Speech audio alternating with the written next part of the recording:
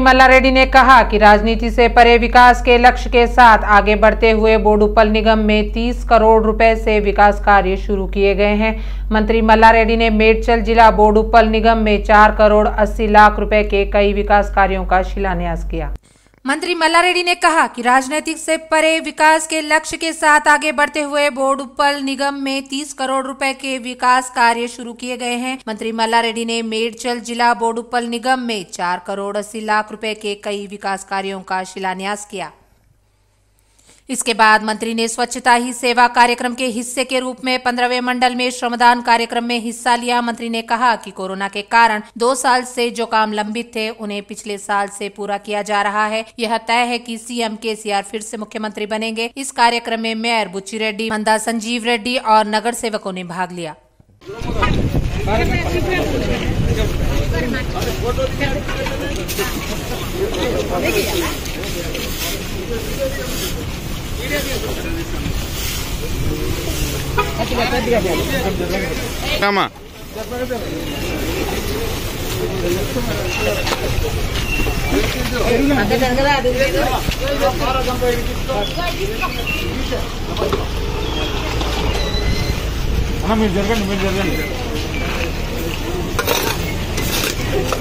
राज्यपाल तमिलिसाई सौंदरराजन ने कहा कि प्रधानमंत्री मोदी के आह्वान पर आज राजभवन में स्वच्छ भारत कार्यक्रम का आयोजन किया गया। उन्होंने कहा कि स्वच्छ भारत के तहत इस वर्ष के 90वें श्रम वर्षदान का आयोजन किया गया। इस कार्यक्रम में भाग लेने के लिए पूरे देशवासियों को आह्वान किया गया है। सलाह दी गई है कि हम अपने घरों के साथ साथ अपने आसपास और देश को भी साफ सुथरा रखें। उन्होंने बताया कि हम तभी स्वस्थ रह सकते हैं जब हमारा पर्यावरण स्वच्छ होगा। स्वच्छ Bharat, he has appealed everyone to take part in Shramdan, which is voluntary service, labor. So he requested to start from 10 o'clock. So Rajbhavan Telangana is also taking part in that. And already we have banned plastic, and plastic is a great menace. And environmental friendly Rajbhavan we are maintaining, and we are having the natural ore, everything we are having, and we are maintaining the Koshala also in a very clean state. But today, as our Honorable Prime Minister appealed, to mark the occasion and to appeal all the people of Telangana also, we took part in this cleaning process, and this will go on. And when our Honorable Prime Minister introduced this Swachh Bharat, he mentioned about Gandhiji's words.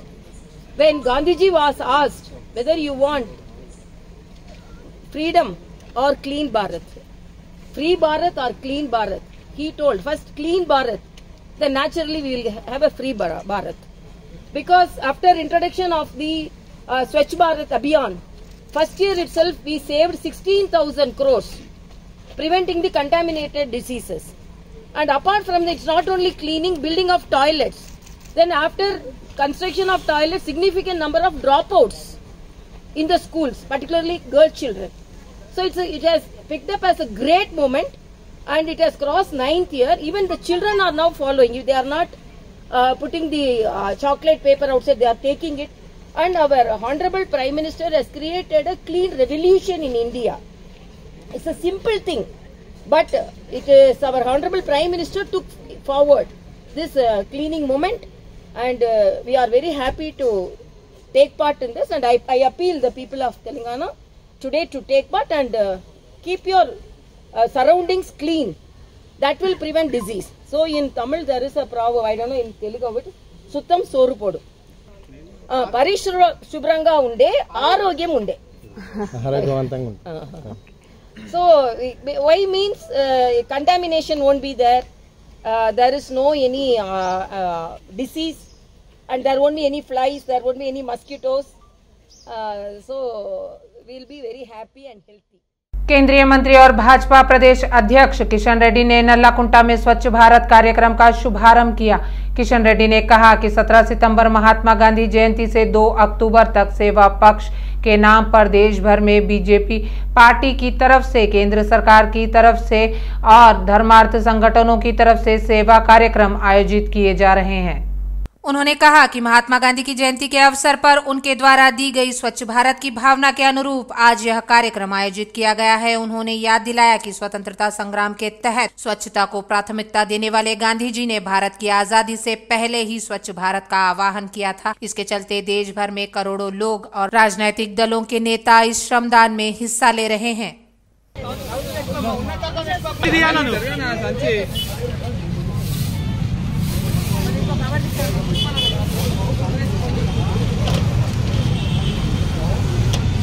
बाबू इनको cover दे।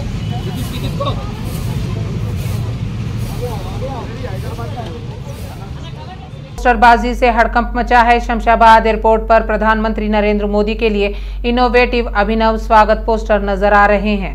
हवाई अड्डे के आसपास क्या हुआ मोदी नामक poster लगाए गए, जिनमें लिखा है पालमुरु रंगारेड्डी उत्थान योजना की राष्ट्रीय दर्जा का क्या हुआ, हल्दी बोर्ड कहाँ है। इसका जिक्र करते हुए अनेक पोस्टरों को लगाया गया है। आपके सभी आश्वासन केवल झूठ हैं। मोदी के एक पोस्टर रावणासुर के सिर वाला लगाया गया है। शमशाबाद हवाई अड्डे पर आने वाले यात्री मोदी के इनोवेटिव स्वागत पोस्टरों को उत्सुकता से देख रहे हैं। संयुक्त पालमुरु जिले के एमएलसी काशी रेड्डी नारायण रेड्डी ने बीआरएस से इस्तीफा दे दिया है। उन्होंने ऐलान किया है वह कांग्रेस में शामिल हो रहे हैं। काशी रेड्डी ने रविवार को टीपीसीसी प्रमुख रेवंत रेड्डी से मुलाकात की। यह प्रचार चल रहा है कि वह अगले चुनाव में कल्वाकुर्ती निर्वाचन क्षेत्र से चुनाव लड़ेंगे। कल्वाकुर्ती जिला परिषद के उपाध्यक्ष बालाजी सिंह ने भी घोषणा की कि वह बीआरएस को अलविदा कह रहे हैं और कांग्रेस में शामिल हो रहे हैं। इसी बीच मेदक डीसीसी अध्यक्ष तिरुपति रेड्डी ने कांग्रेस से इस्तीफा दे दिया है। पूर्व मंत्री वाईएस विवेकानंद रेड्डी की हत्या के मामले में आरोपी और कड़पा सांसद अविनाश रेड्डी के पिता वाईएस भास्कर रेड्डी ने अपनी एस्कॉर्ट जमानत की अवधि बढ़ाने के लिए सीबीआई कोर्ट में याचिका दायर की। उन्होंने बताया कि उनकी मोतियाबिंदी की सर्जरी हुई है। याचिका में कहा गया है कि डॉक्टर की सिफारिश और आगे के इलाज के लिए 2 महीने की मोहलत चाहिए। कोर्ट ने कहा कि इस महीने की 3 तारीख को सुनवाई की जाएगी। भास्कर रेड्डी को पिछले महीने की 22 तारीख से इस महीने की 3 तारीख तक एस्कॉर्ट जमानत मिली है। सीबीआई कोर्ट द्वारा तय शर्त के मुताबिक भास्कर रेड्डी को 3 अक्टूबर को सुबह 10:30 बजे सरेंडर करना होगा। सिकंदराबाद के अंतर्गत तारनाका डिवीजन के लालापेट में प्रोफेसर जयशंकर स्टेडियम में स्वच्छ भारत कार्यक्रम चलाया गया। ग्रेटर हैदराबाद शहर की उप महापौर मोतेश्री ललिता शोभन रेड्डी ने मुख्य अतिथि के रूप में स्वच्छता ही सेवा जन सफाई अभियान में भाग लिया। चिकित्सा एवं स्वास्थ्य विभाग के सफाई कर्मियों ने आशा कार्यकर्ताओं के साथ मिलकर सड़कों से कचरा हटाया। श्री लता शोभन रेड्डी ने स्वच्छता वातावरण बनाने का आह्वान किया। उन्होंने कहा कि बापू के सपने को पूरा करना हम सभी की जिम्मेदारी है। उन्होंने कहा कि हैदराबाद शहर में बड़े पैमाने पर सफाई अभियान चलाया जाना चाहिए और आइए इस महानगर को साफ रखें। मुख्यमंत्री केसीआर के निर्देश और मंत्री केटीआर के विचारों के अनुसार हैदराबाद एक महानगरीय शहर है।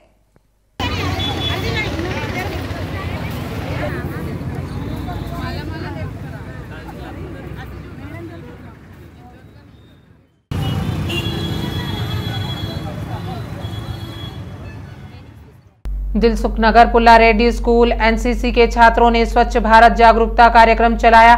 दिलसुखनगर ने अपने आसपास के साफ सुथरा और बीमारियों से मुक्त रखने के लिए तख्तियां लेकर रैली निकाली। एनसीसी छात्रों का स्वच्छ भारत जागरूकता कार्यक्रम दिलसुखनगर पुल्लारेड्डी स्कूल में आयोजित किया गया, जिसके बाद स्कूल के आसपास की सफाई की गई। इस कार्यक्रम में दिलसुखनगर पुल्लारेड्डी स्कूल के शिक्षक और एनसीसी के छात्र बड़ी संख्या में शामिल हुए।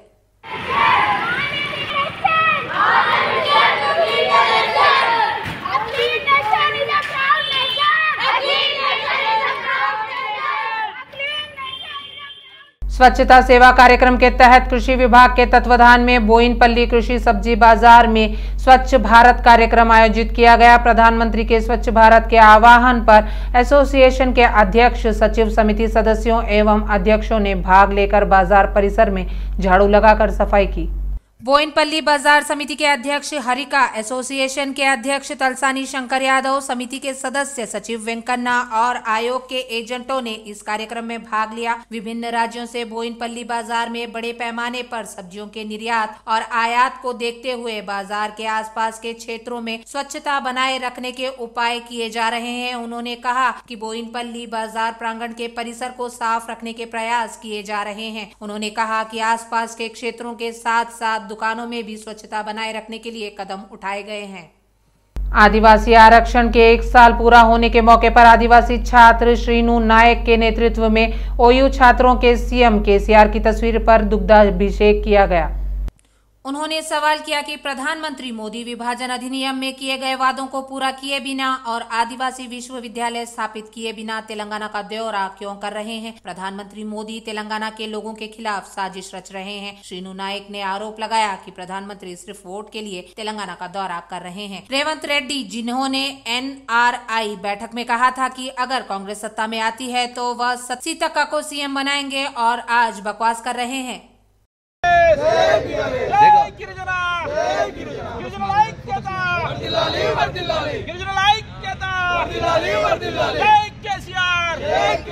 सऊदी अरब स्थित मक्का मदीना हज पर जाने वाले मुस्लिम तीर्थयात्रियों के लिए सिकंदराबाद में अपनी तरह का पहला अल बरकत टूर एंड ट्रैवल्स शुरू किया गया है। कुकटपल्ली विधायक माधव राम कृष्ण राव ने ओल्ड बोयिनपल्ली में नव स्थापित कार्यालय का उद्घाटन किया। मिलादुन नबी के मौके पर हलीम वितरण कार्यक्रम का आयोजन किया गया। ऑल बरकत टूर्स एंड ट्रैवल्स के प्रमुख मोहम्मद नाजिर अली खान ने कहा कि सिकंदराबाद क्षेत्र में पहली बार उनकी टूर्स एंड ट्रैवल कंपनी ने हज यात्रा और अन्य विदेशी यात्राओं के लिए आकर्षक पैकेज उपलब्ध कराए हैं। उन्होंने कहा कि उन्होंने भोजन और आवास प्रदान किया है, वीजा सेवाएं, उड़ान टिकट, हज उम्रा पैकेज, होटल पासपोर्ट सेवाएं और अवकाश पैकेज प्रदान किए जा रहे हैं। बिस्मिल्लाहिर्रहमानिर्रहीम। मेरा नाम नसीर रजा खान है।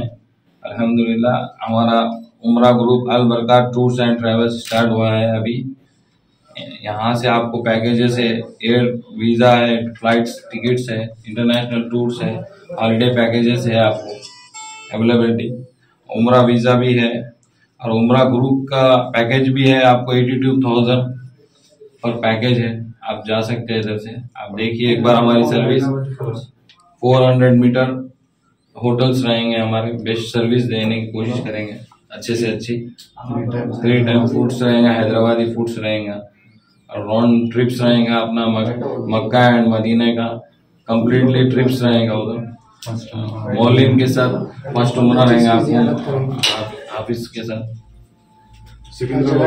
में first Secunderabad old Boyinpally, Secunderabad old Boyinpally Al Barkat tours and travels. आपको कुछ नाम कोई उम्रे को जाने वाले हैं तो आप ये नंबर पे कांटेक्ट कर सकते हैं 8125560349 9550335040। विश्व कप खेलने के लिए हैदराबाद पहुंची पाकिस्तान टीम को यहां अप्रत्याशित आतिथ्य मिल रहा है। खिलाड़ी महंगे और लजीज खाने का मजा ले रहे हैं। खिलाड़ी आखिरी वक्त में महाशक्ति अमेरिका पर शटडाउन का खतरा टल गया। स्पीकर केविन मैकार्थी ने एक विशेष पहल की। इससे जिद्दी रिपब्लिकन के साथ बातचीत के साथ अच्छे नतीजे निकल कर आए हैं। परिणाम स्वरूप वार्षिक मुद्रा विनिमय विधेयक को अंतिम समय में मंजूरी दे दी गई। कुल 355 लोगों ने बिल के पक्ष में और 51 लोगों ने इसके विरोध में वोट किया है। इसके साथ ही वित्त विधेयक अंतिम समय में प्रतिनिधि सभा निचले में पारित हो गया। इससे 45 दिनों तक धनराशि देने में कोई दिक्कत नहीं हुई। आमतौर पर किसान अपनी उपज ऑटो, वैन, बाइक और रिक्शा से बाजारों तक ले जाते हैं। हालांकि केरल का एक किसान लग्जरी कार से बाजार जाकर अपनी फसल बेच रहा है। इससे जुड़ा वीडियो इस समय वायरल हो रहा है। सुजीत नाम का किसान लगभग 10 वर्षों से खेती करके अपना जीवन यापन कर रहा है। वह अपने द्वारा उगाई गई साग सब्जियों को सड़क के किनारे लगने वाले बाजार में ले जाते हैं और खुद ही बेचते हैं। हालांकि उन्होंने ऑडी A4 लग्जरी सेडान से अप्रत्याशित एंट्री कर सभी को चौंका दिया। बाजार में आते ही अपनी धोती उतार देता है और किसान बन जाता है। वह अपने साथ लाई हुई सब्जियों को बाजार में बेच देता है। एक बार बिक्री पूरी हो जाने पर वह फिर से सामान पैक करता है और अपनी कार में बैठ निकल जाता है। इससे जुड़ा वीडियो इस समय वायरल हो रहा है।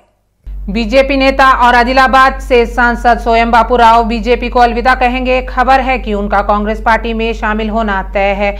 उन्होंने आदिवासियों को एकजुट करने के लिए तुडुम देब्बा आंदोलन का नेतृत्व करके राजनीति में प्रवेश किया। 2004 में उन्होंने एक मौके पर केसीआर के खिलाफ विद्रोह किया, टीआरएस का टिकट जीता। इसके बाद उन्हें कई उतार चढ़ाव का सामना करना पड़ा। सोयम बापूराव राजनीतिक परिस्थिति के अनुसार समय समय पर अपनी दिशा बदलते हुए आगे बढ़ रहे हैं। 2018 के चुनाव में उन्होंने कांग्रेस की ओर से दोनों निर्वाचन क्षेत्रों से चुनाव लड़ा और मामूली अंतर से हार गए। अप्रत्याशित घटनाक्रम की पृष्ठभूमि में वह कुछ ही महीनों में भाजपा में शामिल हो गए और आदिलाबाद संसद के सदस्य के रूप में जीत हासिल की और संयुक्त आदिलाबाद जिले की राजनीति में इतिहास रच दिया। उन्होंने उन आदिवासियों के लिए काम करने की प्रतिष्ठा अर्जित की जिनमें वे विश्वास करते हैं, चाहे वह किसी भी पार्टी से हो। स्वयं बापूराव ने आगामी चुनाव में अपनी राजनीतिक रणनीति बदल दी है और संयुक्त आदिलाबाद जिले में अभियान शुरू कर दिया है। राज्य में साल के अंत में विधानसभा चुनाव होने जा रहे हैं और सारी राजनीतिक पार्टियां इसी की तैयारी में लगी हैं।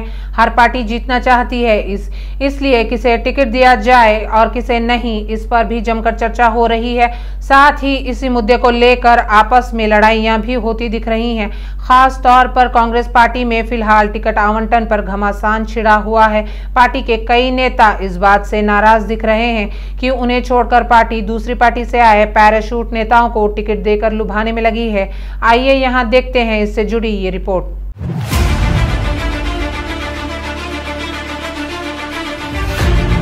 तेलंगाना देने के बाद से 10 साल से सत्ता से बाहर कांग्रेस राज की मौजूदा राजनीति स्थिति का अच्छा फायदा उठा रही है। उसके मुताबिक वह उनके उम्मीदवारों को टिकट देना चाहती है जो जीत सके और जिसे पार्टी को फायदा मिले। कांग्रेस पार्टी राजनीति और आर्थिक पृष्ठभूमि वाले बड़े नेताओं की तलाश में है।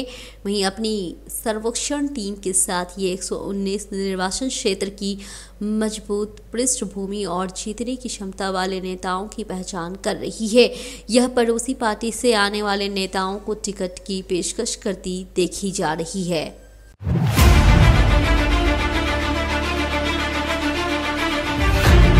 इसे यूं समझा जा सकता है कि कांग्रेस पार्टी अन्य पार्टी के नेता जो इसे लगातार शामिल हो रहे हैं उन्हें टिकट का लालच देकर ही अपनी पार्टी आमंत्रित कर रही है।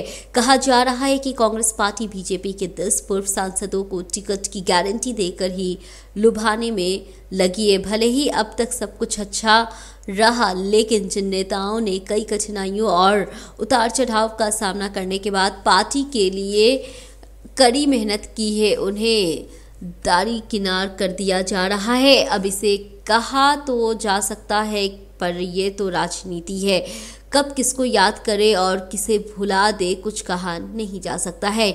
यहाँ सब कुछ राजनीतिक फायदे नुकसान को ध्यान में रखकर ही किया जाता है।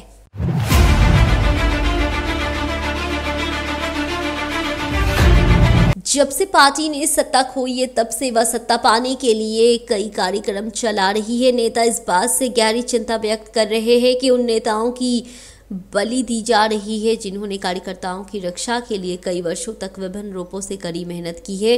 कांग्रेस कार्यकर्ता इस बात को पचा नहीं पा रहे हैं कि जिन नेताओं से उनकी पार्टी को बचाए रखने में परेशानी हुई वही नेता पार्टी में शामिल हो रहे हैं और उनकी नाक के नीचे से टिकट ले रहे हैं और वे देखते रह जाने को मजबूर हो रहे हैं। इससे पार्टी कार्यकर्ताओं व नेताओं को गहरा असंतोष व्याप्त हो रहा है।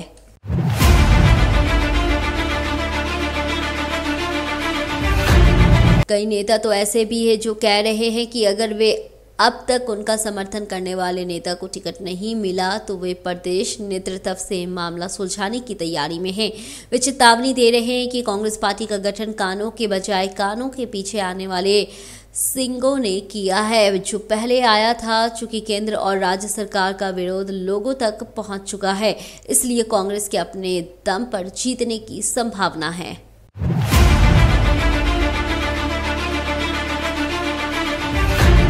खुद प्रदेश और राष्ट्रीय नेता चेतावनी दे रहे हैं कि कांग्रेस इस तरह से हौसला बढ़ाना खतरनाक है। चूंकि केंद्र और राज्य सरकार का विरोध लोगों तक पहुंच चुका है, इसलिए कांग्रेस के अपने दम पर जीतने की संभावना है।